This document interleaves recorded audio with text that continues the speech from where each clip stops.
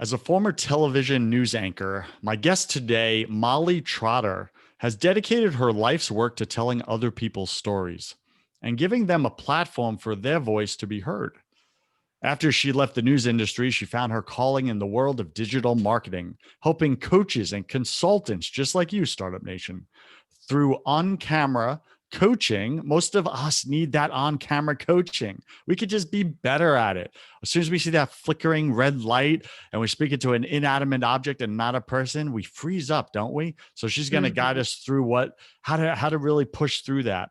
Plus, she helps them increase influence and conversions through custom strategies to grow their business online with the Dream Factory team. You can find them at dreamfactoryco.com, dreamfactoryco.com. Molly Trotter, welcome to your first 100K, number one podcast, top 100 podcast on iTunes for entrepreneurship.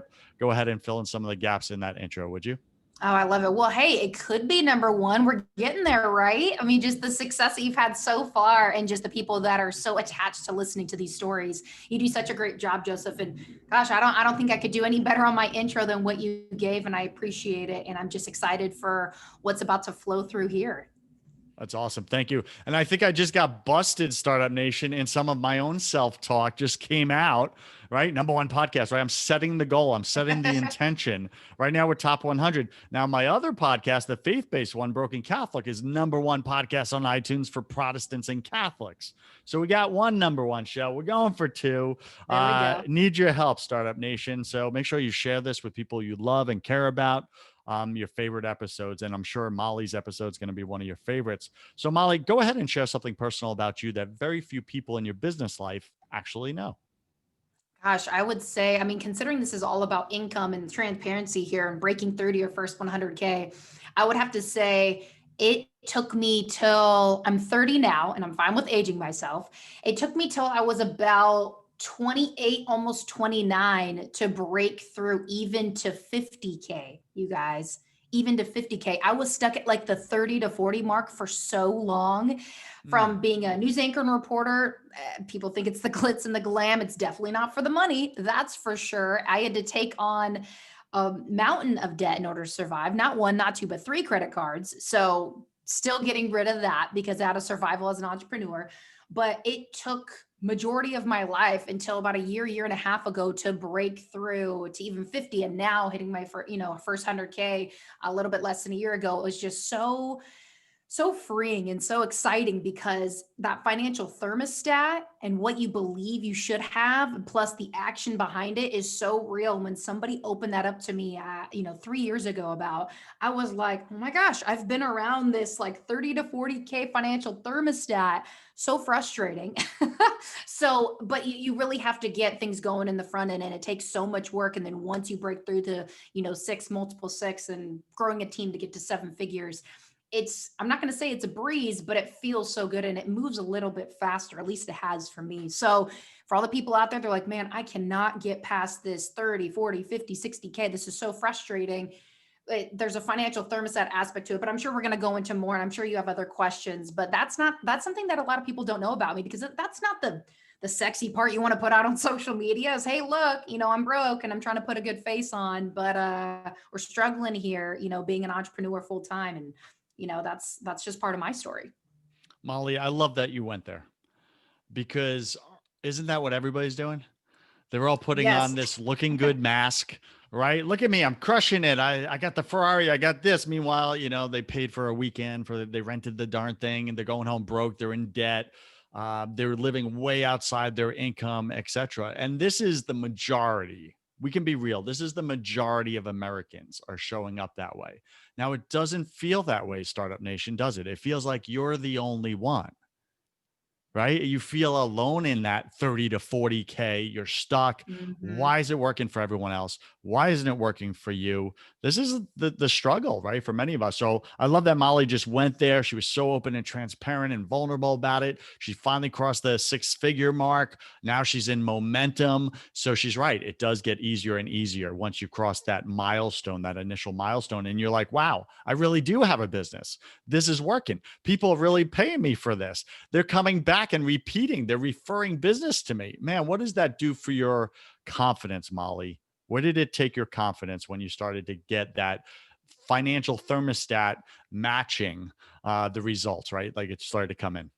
Yeah, I would have to say my biggest like secret to get, it's not even a secret, but to get from breaking my financial thermostat of, 30 to 40K and then being able to move to these other levels was the power of networking. I put myself in so many different circles with different people that I just became a really great referral partner for just about anyone. And I'll have to admit, the way I really broke through to get to the six-figure mark is through the referral game. And now I'm in circles where there's referral partnerships that we have that these are going to be six-figure payouts, not annual, but just payouts after, hey, I need to connect you with you for this kind of funding, for example, and that's a six-figure payout. And that's a long way from just making 35K a year for, I don't even know how long it felt like felt like forever. Right.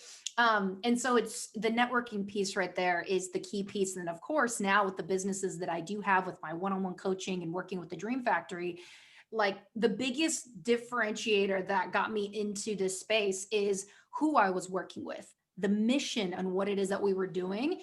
So many people want to be, it's the money, it's the money. And absolutely, God does not call us to be broke. He wants us to be abundant so then we can plant more seeds and help more people. And the church definitely, there's a whole, that's a whole nother conversation on what the church is programmed us for and just kind of having that poor mentality. But for me, being around really abundant people that thought so much bigger and God has his hand on this business, for me, I'm a huge person of faith.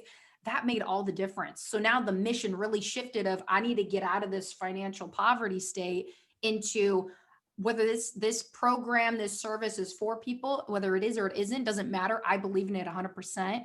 So the work I was doing 3 years ago is showing up today. 90 days ago is showing up today. And it feels really good to answer your question, Joseph. It feels great because my mission is so much bigger than me. And that's really why.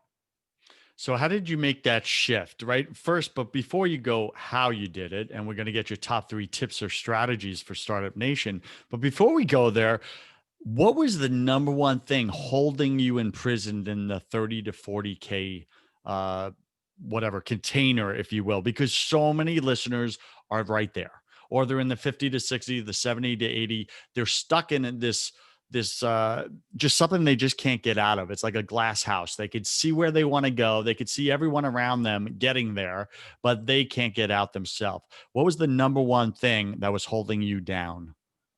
Absolutely. So I wrote down 2 points. So the 30 to 40 range, it was pride and ego and entitlement. Actually, if I were to give it one word, it'd be entitlement. Like, I deserve this. I've worked so hard. I deserve this. I should have this. Why do they have this? Why do I not have it? So that attitude, that mindset, so toxic. And being able to just kill my pride and really bring in that level of humility took me a while. It took me a long time to be able to get to, and God had to humble me more times than I can count. Let's just put it that way. Now, the 60 to 80 range, really being able to bump up and, now you're like inching out. Okay, we're almost there to 6 figures. That comes in the team aspect. Okay, I'm great at this area, A and B. How do I get the rest of the alphabet, AKA a team, to be able to do the things I'm not good at? And so that's what I love, what I get to do at the Dream Factor. And we can talk about that later is it's a lot of people that you can leverage so you can focus on what you're best at for those coaches and consultants online. And I'm sure the people listening are just like, oh my gosh, I'm not good at this and this and this and this and this. Well, there's hope for you when you embody in that vision of, okay, I need to delegate. If I could give it one word, it'd be delegation to a team. That is going to break through to that next level. So from 30 to 40, it's pride and ego. From 60 to 80, it's definitely a team and delegation. Very powerful and not often talked about in business. The delegation is, but not the pride and the ego, right?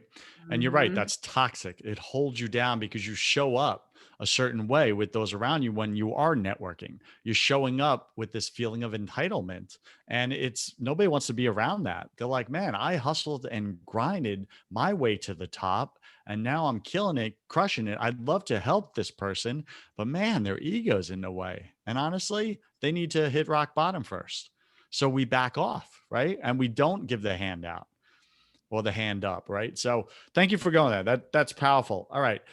Top 3 tips or strategies that you used. And actually I want to make this very specific because you brought up doing referrals and networking was your main way out. Is that correct? Correct. really taking your business, growing and scaling it.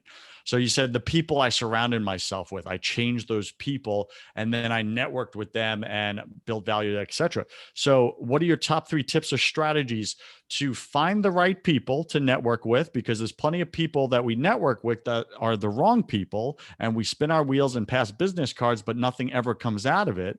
So who are the right people?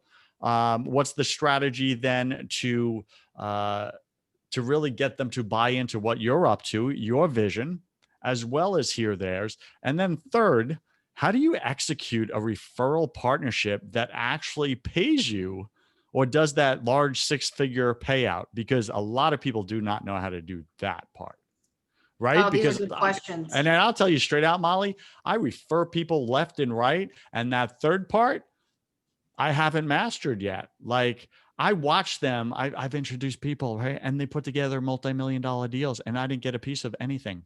And I'm Mm, like, that's what the painful. heck? And not that was my intention, but it's almost like, well, that would have been right and just for them to do it. But I also take ownership that I didn't set it up or created it in such a way where that was part of the deal. So tell us about that. Those 3, go for it. Powerful. So first of all, finding the right people, 1 to 3 tips. So you really have to be aware of, okay, your purpose and what kind of impact you want to leave on the world. There, I got my start in entrepreneurship and network marketing. Now, a lot of people say this and that. And the other thing about network marketing, I looked at it as a lot of personal growth and surrounding myself by growth-minded people. Now, not everybody is perfect in that industry. No industry is perfect, but it gave me a really good start of like, okay, here's a taste of part-time before I jumped out of my full-time gig. How can I make this happen? How can I develop another stream of income? And then you find people that you really resonate with. And so it's not, everybody says find the people that have what you want. Of course, income's important, but I also look, what do they believe in? What is their overall mission? Like, is it bigger than them? Is it just about money and the lifestyle and the things? Or is it really heart-centered, empathetic to really help people move the needle forward? So network marketing was a really big push for me, or even getting into, having a life coach or a mastermind or something that can help level you up personally. You're going to be able to find the right people in there because growth-minded people are absolutely essential to be able to just see, okay, what are to call you out on your blind spots, if you will. Those are really, really key pieces. And then sometimes it requires you to rip off the Band-Aid. At least it did for me. The area that I was in, I didn't want to leave. I was working with an organization that taught people how to multiply their money on the financial markets, cryptocurrency, Forex. And that was really powerful. But the people inside of that were not my people. And it was hard to rip off. I'm like, here's a great skill set. These aren't really my people. What do I do? You have to be able to rip off the Band-Aid. And luckily for me, which ties into the strategy, how I was showing up on social media authentically and just consistently brought me my now business partner inside of the Dream Factory. He just kept seeing me show up and show up and show up. And so we ended up speaking at 2 separate events together. And then eventually he's like, hey, I want you to be a part of what we're doing here in the Dream Factory. Here's this position. I want you to be able to just blow up this thing. You have exactly what we need. And I was like, first of all, who are you and what the heck? Like, where did this come from? But how I was showing up, this is the strategy, how you get people to buy into what you're doing. It's not just running ads or, building funnels and webinars and being like, come look at this business. It's showing up as a real person first. And when I was back in the news, my biggest ticket that I got there was obviously how to speak to people, how to network. But social media was growing so big at that point, Facebook and Instagram, building a personal brand that I really attached to that. So I got really good at building a personal brand. AKA, you guys, it's not that hard. It's just showing up as yourself and showing people the good, bad, and the ugly. Now, the bad and the ugly, it's not airing your dirty laundry. It's having a learning moment for people. Hey, I went through this, if you want to talk about relationships, which I definitely do a lot on my Facebook, or business, bring them through the struggle. Because so many people on social media bring them through, this is the highlight reel, but they don't show how they got there. And then all of a sudden, boom, overnight, we see them hitting, multiple 6 figures, millionaire status. And you're like, wait, hold on. How did you do that? So what I've been able to do is just bring people along in my journey, as painful as it was back then, over 4 years of being an entrepreneur, showing them what it's looked like. It's really cool to just have people that just are in it with you because it's your own highlight reel. So the strategy is showing up on social media consistently, showing who you are, because that's really your business card at the end of the day. and people want to connect with real people. So find a platform. I say one, maybe even two, to really be able to hone in on and show people what you got. So when it comes to business, that translates. So when you're talking to people, they're not just like, oh, this person just wants something from me. Shoo, Joseph, Molly, whoever, they're really putting value out into the world. I want to connect with somebody who does that, because you're going to connect with other growth minded people that want to be able to grow their vision. Maybe you have some referrals for them. Maybe they're a good fit client wise for you. Maybe they have something for you. Long story short, the power of networking is what really got me to the six-figure place, and, shooting me up into the multiple six figures. And I'm really grateful for that. And I look at it as not a lifestyle to brag or boast, but Lord, where do you want me to put these seeds? How can I go bless other people and maybe some of their struggles and where they're at so they can get where they need to be?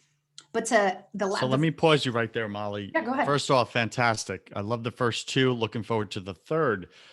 But before we go there, you're saying show up authentically, show up consistently.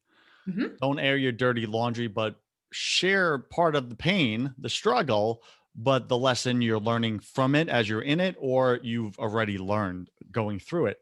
Now, what do you say to people that when they look into the camera, they struggle to connect with another human being because there's not another live human being right there in front of them in the room, and that's their strength. When there's an audience or there's a person in front of them, man, they're just authentic and real and just human. But the second nobody's there and there's a camera, their words get jumbled, right? Startup Nation, I'm speaking on your behalf right now. Okay. I went through this. I still sometimes go through this. That's why I do an interview show, because I like the live interaction. That's my strength. That's my zone of genius. What do you say to them? What would be like that one quick coaching tip strategy you could give them to speak when there's no one else there and look in the camera and really connect with that one person on the other side? The quickest way I can sum this up is stop making it about you, because you're being selfish by holding back that information. And that may sound really blunt, but here's the thing: you are an expert in your field, or you've gone through this situation that you want to share about. That is meant to be mentorship to somebody else. So whether you're looking in a Zoom, you're on camera, you're on your phone, whatever you're doing, recording, at the end of the day, there's so many people that can benefit from what it is that you have. And don't get stuck being like, oh, I wish somebody else was here. That's a benefit, but we have technology at our fingertips that can literally just go global in a matter of seconds. You have that capability. So get out of your mind and get into your heart. And what's the message I want other people to be able to get from me, from this situation, or from my business, so they can benefit as well? Otherwise, again, it's kind of selfish, just holding it back for yourself, waiting, I'm going to wait till somebody else can pull it out of me or we can have this conversation. Make sure that you're still stepping out and being bold in your purpose. That's really important. Okay, I got that. I'm not sure that fully helped me though, as far as like the camera thing. So Like, as far as just looking at the camera, like, are you more intimidated by the camera, or just like it's no, not I fun just for don't you? have the words Energy? to say because that energy of the other person in conversation isn't there. So it's like, do I have to plan it all out and come up with my 3 bullet points for a conversation like Got I'm up it. on a stage?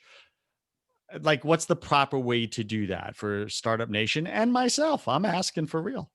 Got it. And I love the fact that you called me out saying, hey, not the answer I was looking for. You didn't answer the question. I love that. That's great.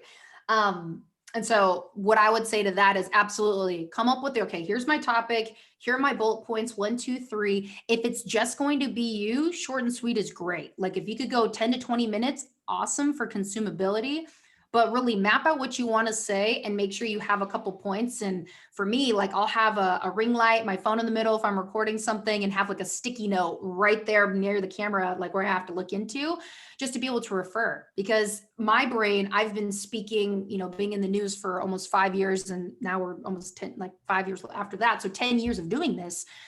I mean, even my brain gets jumbled. And so being able to have that practice, map out what you're going to say short and sweet, because obviously interview style, it's going to go on and it can take all these twists and turns. Mhm. So that's what I would say. I still do that as well. So hopefully that helps out, just to be able to map things out a little bit more and make sure you just get right into the meat of it, short and sweet, for consumability purposes, where it keeps people on the hook.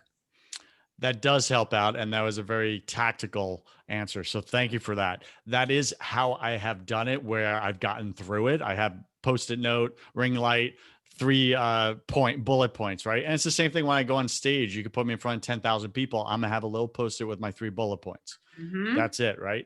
So thank you for that. That's very helpful. All right, give us your third top tip or strategy for matching people together in a referral partnership, adding value to 2 other lives, which is phenomenal. And so many of my listeners love doing that. They love being those matchmaker connector types, but they end up robbing themselves of getting a piece of the value that's created in that relationship. How do you make sure you're part of the transaction? Yes, yes. So just we'll go to the six-figure transaction afterwards. So just any kind of transaction in general, if you think about it, you have to be able, it's also a matter of boldness, but you have to be able to tell people, hey, I have a great referral partner, like a great referral partner for you. If you have let me back up here, like say if you have a group of people that need social media marketing, for example, they need somebody to come there, do a social media manager, go find somebody who does great social media management things. They do great at their job, and then be able to say, hey, you know what, I have a great group of people that are going to need what you have. I'd love to be able to work out, maybe like I send people over to you, have like 10-15% referral. 10's pretty average. And then we can be able to create a system here because everybody's looking for leads. So there's also a boldness factor there where some people are like, oh, I just want to refer. It's not about the money. But you took your time to connect those people, to get in those circles, to make sure that your reputation is a strong one where people can know, like, and trust you. So referrals make it super easy. So it's a matter of being bold, being like, hey, I'd love to be able to connect people to you. I do this a lot. Would you mind being able to, spot me like 10% if I send you referrals, vice versa? Like if there's that reciprocal, if you have a business and you need leads and you guys can kind of be partners in that sense.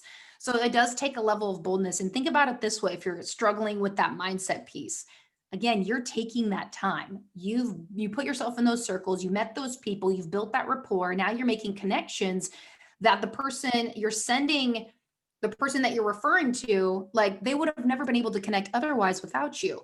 So that is worth some monetary value. And the other person's benefiting by gaining a new client or gaining somebody that has what they need.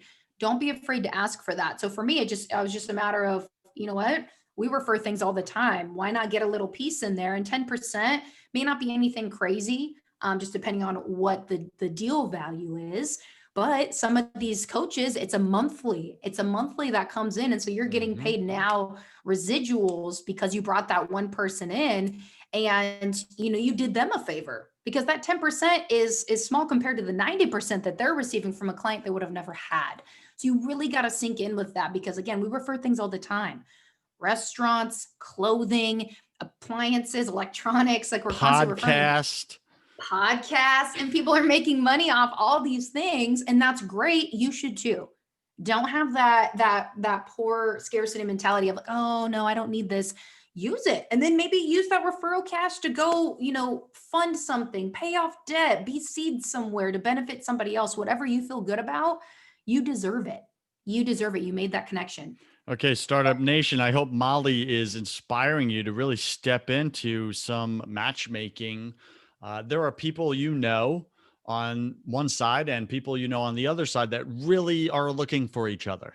They really are. And you're the connection. You're the glue that they trust. You're that person that they trust. And you can make that connection. It only makes sense that all 3 should win.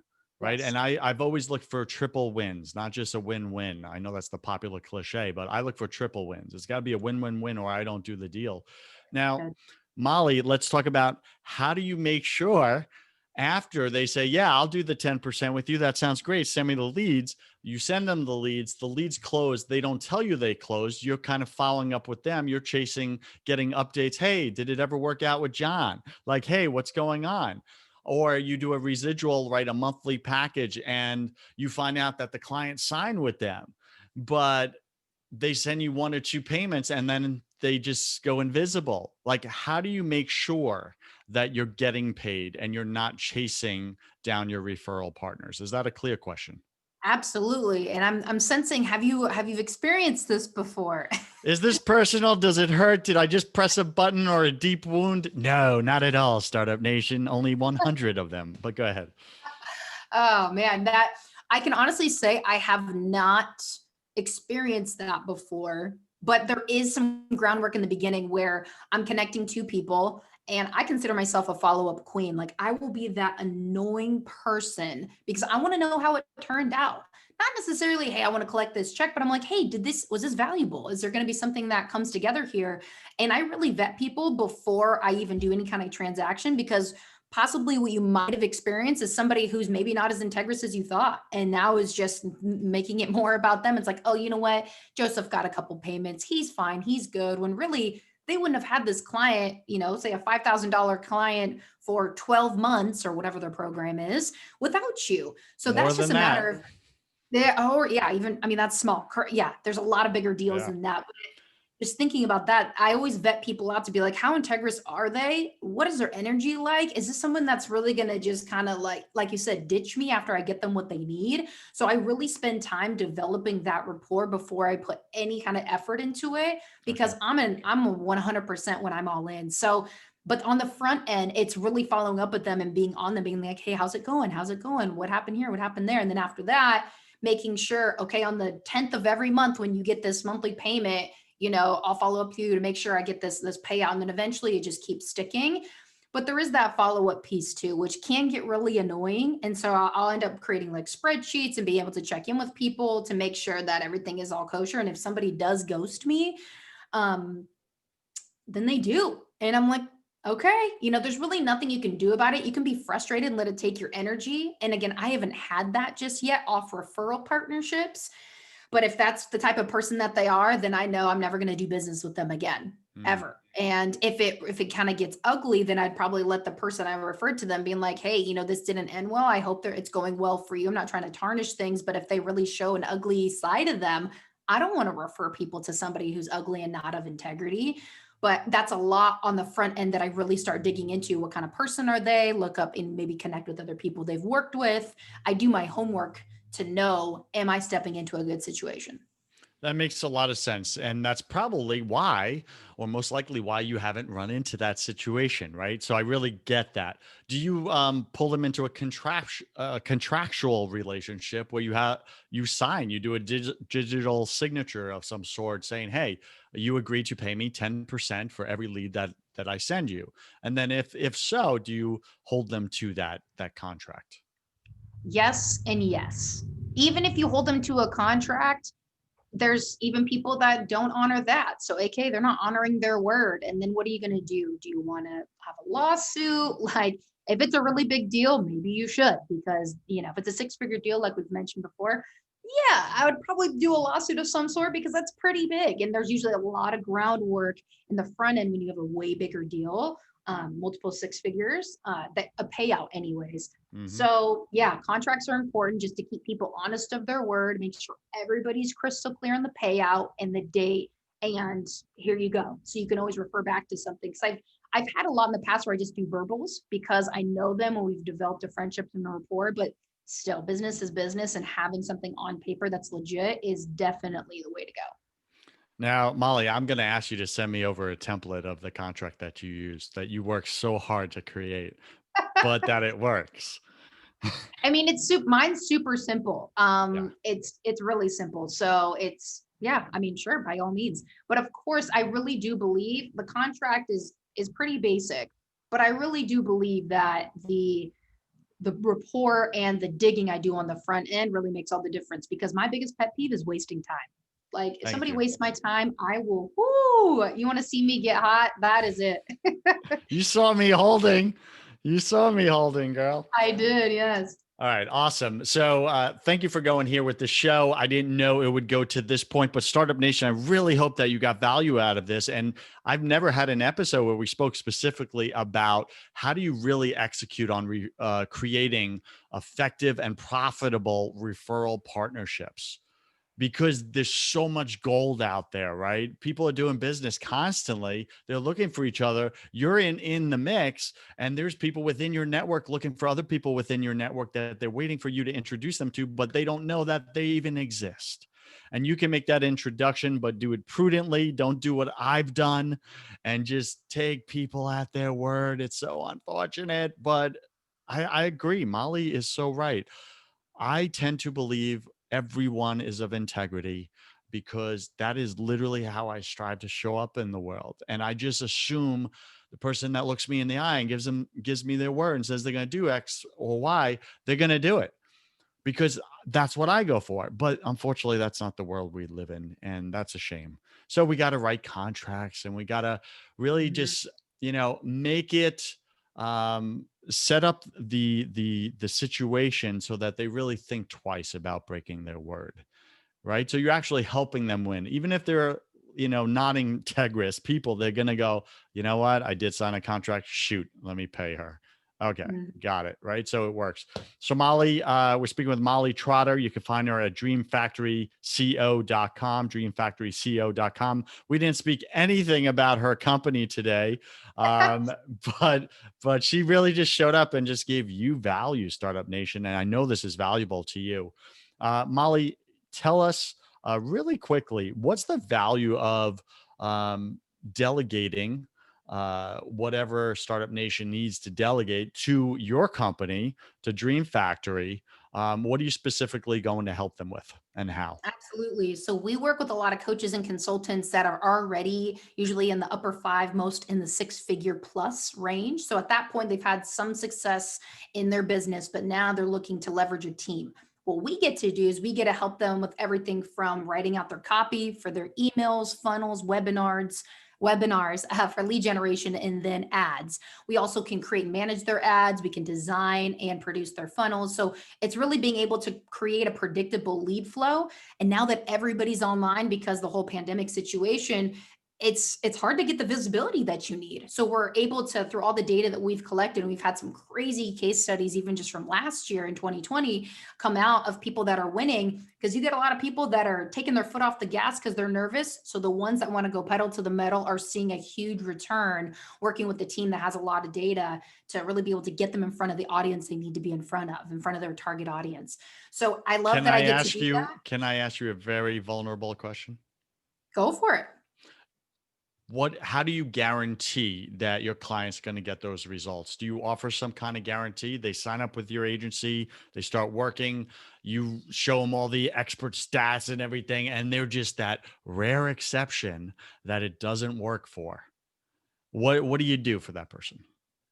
Well, we never 100% guarantee because we just don't do that. We don't want to be in that position. We show them and we educate them on the front end. We'll do, and I'd love to offer anybody who's really wanting to go that route a complimentary blueprint call. So if you go to Dream Factory Co. and request um, a free consultation, just let them know that I sent you. Then we can get in there and really see, okay, where's your business at? Where are you going? Here's what we've done. So what helps us and helps people work with us and give them that little bit more of a relief feeling is showing them all the data and case studies and physically going through sites and funnels and things that we've created and showing them the results. So yes, we've had people in the past that it hasn't worked for, and that could be for a number of reasons. Maybe their program wasn't that great. They came with copy and wanted to do ads and they didn't convert very well. There are so many different variables when it comes to that, but we're not perfect. We've had people walk away that aren't happy, but we show people here's what we've been able to do. Again, we don't make 100% guarantee. And then based off that, they get to see, okay, you know what, based on what I see what you did with so and so and so, so making this kind of an income from this custom strategy, I'm willing to give this a go. I'm willing to give this a try and see what happens, because we just have testimonial after testimonial where it's hard for people to refute, like, this isn't working for this group. So we really Mhm. support them in the front end with that data so then they can make the decision, is this for me or not? Mm. Thank you for answering that. And I know I put you on the spot, so thank You did. you. I did. I'm a sneaky like that. All right. So they work with you, they start crushing it. What initially is the timeline? Say a coach or a consultant, right? They start working with your team at Dream Factory. What's the initial timeline that they can expect to see a spike in their revenue, their return, their lead flow, etc.?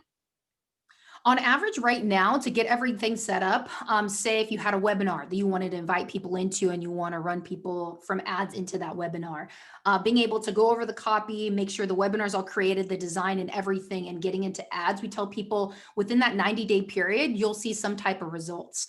A lot of people, I should say, we had several cases last year that within their first launch, they're making 5-figure days. And so we had this lady named Deborah where she had a launch in her webinar and she had a $15,000 launch. A couple weeks later, she launched again, same webinar. Her program was maybe like $1,500 and it was $1,500. Then she had a $16,000 launch. So inside of definitely that was a 90-day period, she was able to make $31,000 from utilizing our team, utilizing ads, and she had like a $3,000 ad spend. So a huge, up for her. So it doesn't take like 6 months, a year. Now we do work with clients long-term because, they have different launches that they want to be able to promote different programs, right? And services. So yeah, within that 90 days, you're able to see some type of results because you're having a team that's managing and being able to tweak things on your behalf. Facebook says, nope, this ad's not going to work. Got to tweak the language. Nope, that's not going to work either. And they're constantly adjusting. Well, you don't have to adjust with it. The team does, so that it takes the headache off of it. And you have people that are experts doing that on your behalf. That's pretty cool. And do you do that like on a monthly retainer? Is it a one-time investment? How does that work? Either way, I mean, people can pay for it all up front. And usually that's our VIP program to be able to leverage essentially 5 people in our team for the price of one person's salary. So that's why we show people the results on that. We've had so many different results in this VIP program.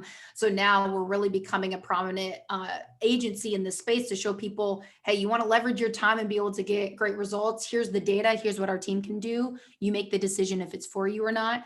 So some people, of course, will pay up front, but yeah, essentially a lot of people do the monthly retainer. And then after, 6 months, they get to see, okay, do I want to keep launching? Do they have great results?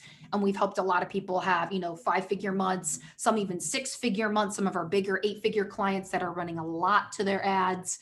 So it's just really cool to see when people are all in, you got the right team, you can make some magic happen, income for yourself, but really reach more people that are hungry to have what you're offering. Fantastic. Startup Nation, if you're interested in working with Molly and her team over there at Dream Factory CO, go fill out go schedule that blueprint call. And I'm going to say, I'm going to be bold here, Molly, because you told me to be bold. I'm going to say, make sure that you put in the referral who referred you, put Molly 100K, Molly 100K, right? Because first 100K. So this way, Molly, she gets the credit for it with her team and I get the referral. Like, listen, Startup Nation, if you feel really bad right now that none of my referral partnerships have ever worked out for me, and you really just want to contribute to this show because it adds so much value to your life, this is good guilt, by the way, then go ahead and write Molly 100K and go schedule that call with her. Molly, welcome to my favorite part of the show. Welcome to the hustle round. I'm going to ask you 10 quick fire questions. You'll have about 3 seconds to answer each. Don't overthink it. It's just for fun. Are you ready? I'm ready. What's your favorite thing about being an entrepreneur? Freedom. What's your least favorite thing? The hours. Yeah, sometimes, right? What are you most afraid of? Not being enough. I get that. I believe we're all struggling with something at any given moment of our lives, just part of being human. What are you struggling with either professionally right now or personally? I would say a big focus of mine, which is also a struggle, is protecting my energy. With everything that's going on in the world, really protecting it and giving it to the people that it's going to serve best. Because right now, so many things are grabbing at it, from what you watch on the news, which I don't watch the news, what's on social media. So protecting my energy is a huge focus for me right now. I think that's a good focus. Well done. What did you spend way too much time doing this past year?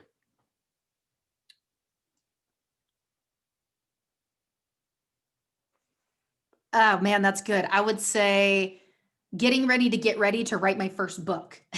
I love that. That's so honest. Getting ready to get ready. Yeah, I got it. What secret fear do you have about people?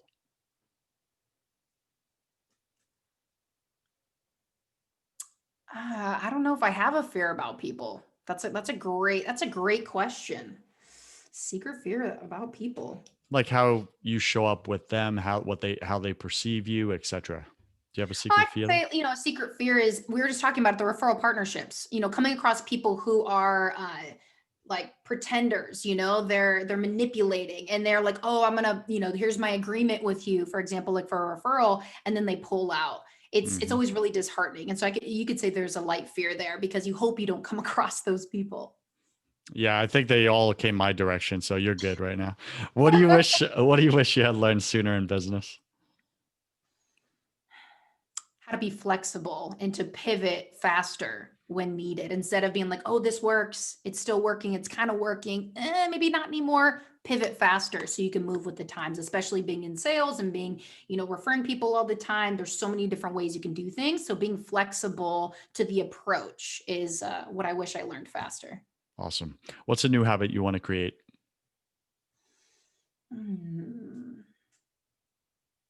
More quiet time, more reflection time for myself to see what I've created, where am I at, really being able to download and see what God has for me and being able to listen. So, more quiet time. What's the number one thing that keeps you from just prioritizing that time in your calendar?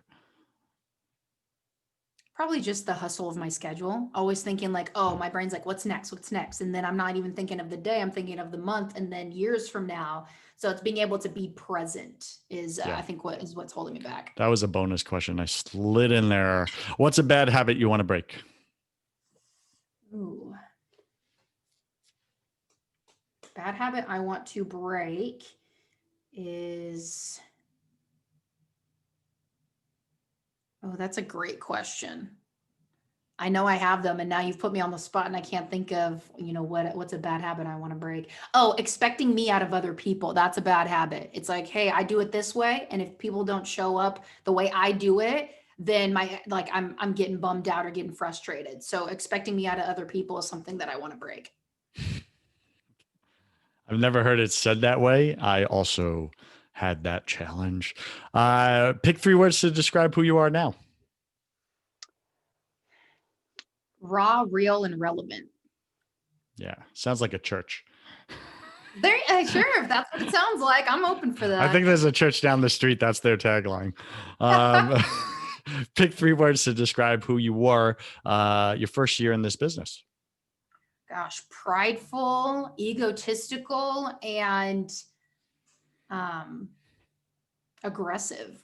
And that's why you were stuck at 30 to 40,000, like you mentioned. That's Wow. right. All That's right. connected. And last question, Molly, if you could come back to life after you died, look your family and friends in the eye, give them only one piece of advice about everything: life, eternity, business, relationships, all of it.